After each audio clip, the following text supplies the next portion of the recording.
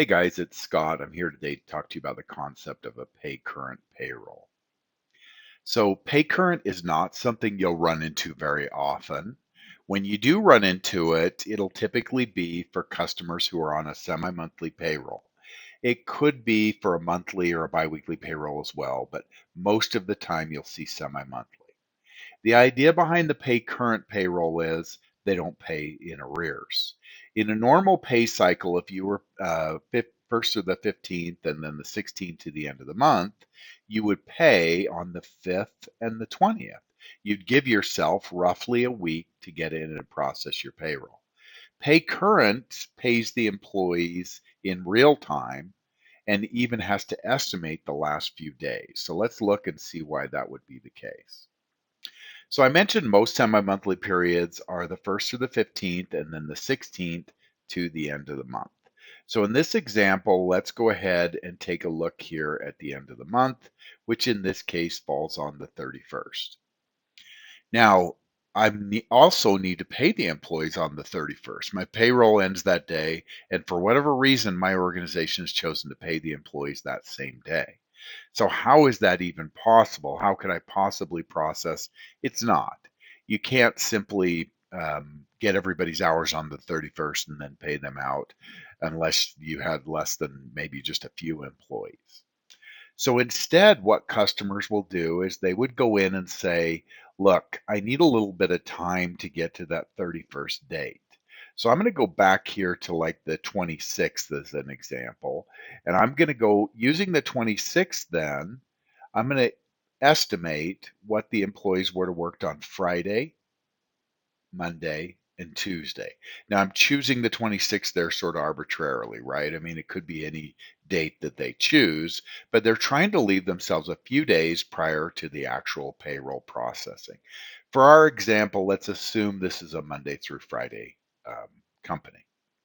So what ends up happening then is by the time the 31st is rolled around, I estimated the 27th, the 30th, and the 31st and paid the employees on what I think they're going to make. And we're going to talk a little bit more about that concept in just a moment. But that's the idea behind pay current is we're, for whatever reason, not paying in arrears, and we've got to pay the employees on those pay dates. So let's take a look then how we can put a buffer into the system on our end, how we can make all this work.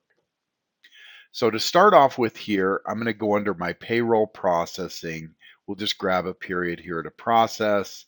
And I'm actually going to go, initially, we're going to go right into the time prep process because really all of this ties into timekeeping. If it were just for payroll, it'd be easy to say, well, they're supposed to work 40 hours. Let's drop 40 hours into their paycheck. But timekeeping isn't that simple. So let's back up a step here. We'll go into our time prep. And you'll see I've got a couple of new options enabled here. These are things you won't normally see. You can get them enabled if you had to show this, but we'll just run through this today for purposes of demonstration. The biggest changes you'll see is in my records here under process records, I've got an option to switch to estimated, and my current time prep is set to actual. So let's just get the terminology straight here. Actual is what I normally experience. Hey, I worked 40 hours, I get paid for 40 hours. Estimated then says, hey, I'm going to do some math on this, and I'm going to actually go in and guess what the employees are going to work. So let's back up a step further and see how those guesses are made. And to do this, I'm moving to my pay prep profile. I'm going to scroll all the way down to the bottom. And you notice I added a rule in here called estimate missing time. So here's the logic behind this. The customer, in our example, we needed those last few days of the pay period. Let's just say it was the last 5 days of the pay period. And I want to estimate those last 5 days. Now, some of those days were on a weekend. That's fine. We'll talk about that in a second. Then we're going to tell the system how we want to estimate. And this is where we can really be a differentiator. There may be other companies out here with this functionality. It's rare to see this, but most everyone does this based on the employee's schedule. In other words, the employees have to be scheduled for this to work. What if I don't use a schedule? Well, I can go in and say, I want to use a Monday through Friday, 8 to 4, 8 to 5, or whatever the hours are. I can just go in and kind of create a schedule there on the fly. And if the employee is scheduled, it can override this. So I've got my simple schedule, and then it'll look at the employee's schedule, and the schedule can actually override it. And then down here, I'm going to determine the hours that I'm going to include, those bulk hours that we've got in the system, time off hours. In this case, I'd just select everything. Let's just get all the hours in there. So the main thing we take away from this then is that we're going to be estimating the last X number of days of the pay period. Keep in mind, based on when the end of the pay cycle occurs, this might need to change. The customer can go in and change it. Hey, we're estimating 6 days instead of 5 days like we normally do because there's a holiday and other factors. So that's where the estimate's coming from. This is how it knows how many hours to use. So let's switch back now. And we're back doing the processing again, and now we're setting it to estimated. So that system's going to go through and say, all right, the employees work 32 hours. It looks like there's another day that they're going to work. So I'm going to estimate that they work 40 hours. Well, estimates and actuals will be different. The employee ends up working 41 hours. We owe them an hour of overtime. So let's talk about how all that works. First off, when I'm doing an estimated pay period, I need to do what's called taking a snapshot. And taking a snapshot takes the data based on the estimates and drops it into a snapshot, which I can then pay off of.